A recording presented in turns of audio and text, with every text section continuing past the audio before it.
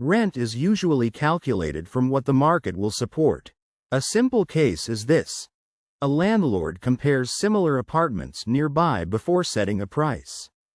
The important driver is that location, size, condition, and demand shape the number. That is why the rent is not only based on what the owner wants. Comparable rentals matter. You might see it when a two-bedroom unit is often judged against other two-bedroom units in the same area. What matters underneath is that recent listings and signed leases reveal market range. If it is ignored, asking far above similar units can leave a property empty. Location can outweigh size. One ordinary version is a small apartment near jobs, schools, or transport may rent higher than a larger distant one. The mechanism is that daily convenience becomes economic value. The practical effect is tenants pay for saved time as well as square footage. Property condition changes rent. Consider renovated kitchens, reliable air conditioning, clean common areas, and good security can justify more. The hidden part is that condition affects comfort and maintenance risk. The outcome is often that poor condition pushes tenants to demand a lower price. Amenities add perceived value. The pattern shows up when parking, gym access, elevators, storage, balcony space, and laundry can move the rent. The moving force is that amenities reduce outside costs or improve convenience. The risk is that their value depends on whether tenants actually use them. Landlord costs influence the floor price. In a daily situation, mortgage payments, property taxes, insurance, repairs, management fees, and vacancies must be covered somehow. The link is that owners may not get every cost back immediately. Once that link matters, but high costs pressure them to raise rent when the market allows. Vacancy risk affects pricing. The clearest example is an empty unit earns nothing, so a slightly lower rent can be better than waiting months.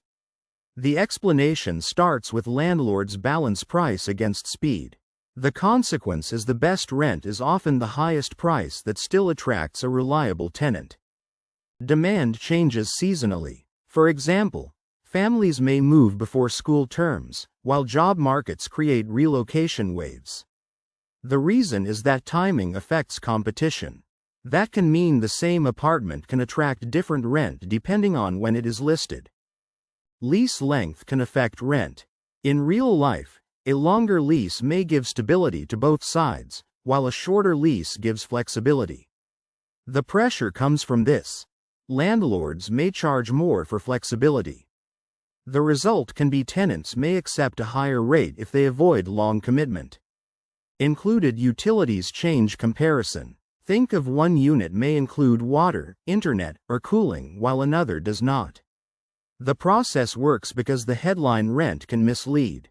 Over time, tenants should compare monthly total cost, not only the rent line. Furnished units are priced differently. A simple case is this. Furniture, appliances, and shorter setup time can raise rent. The important driver is that the landlord takes on wear and replacement risk. That is why the tenant pays for convenience and lower moving effort. Regulation may limit increases. You might see it when some markets restrict how quickly rent can rise or require formal notice. What matters underneath is that legal rules shape landlord pricing power. If it is ignored, a tenant should check local rules before assuming any increase is valid. Income levels influence affordability. One ordinary version is landlords watch what local tenants can realistically pay. The mechanism is that if wages lag behind rents, vacancies or roommate demand may rise. The practical effect is rent cannot rise forever without affecting occupancy. Competition among landlords matters. Consider new buildings can give tenants more choices and slow rent growth. The hidden part is that limited supply gives owners more power. The outcome is often that rent is partly a result of how many similar homes are available. Repairs and upgrades need payback. The pattern shows up when a landlord who renovates may raise rent to recover investment. The moving force is that the upgrade must still match tenant demand. The risk is that expensive improvements do not guarantee higher rent if the market will not support it. Risk affects screening and pricing. In a daily situation, a tenant with unstable income may face rejection or stricter terms. The link is that landlords price and screen to protect cash flow. Once that link matters, strong applications reduce uncertainty. Negotiation depends on leverage. The clearest example is a tenant may negotiate when the unit has been empty or similar properties are cheaper. The explanation starts with a landlord has more leverage when many applicants are waiting. The consequence is evidence works better than emotion in rent negotiation. Rent is not the same as value to every tenant. For example, one person may pay more for pet permission, another for parking, another for quiet. The reason is that features have different personal value. That can mean good comparison starts with what actually matters to the renter. A fair rent is usually a market range, not one exact number. In real life, similar homes create a band of reasonable prices. The pressure comes from this. The final figure depends on timing, condition, included costs, and negotiation. The result can be both sides should understand the reasons behind the number.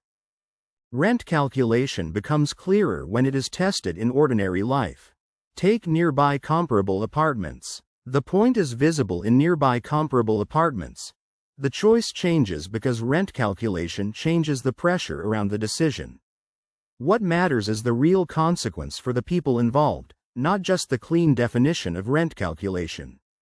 When the example is concrete, rent calculation stops sounding abstract and starts looking like something people deal with in real conversations, bills, deadlines, and relationships.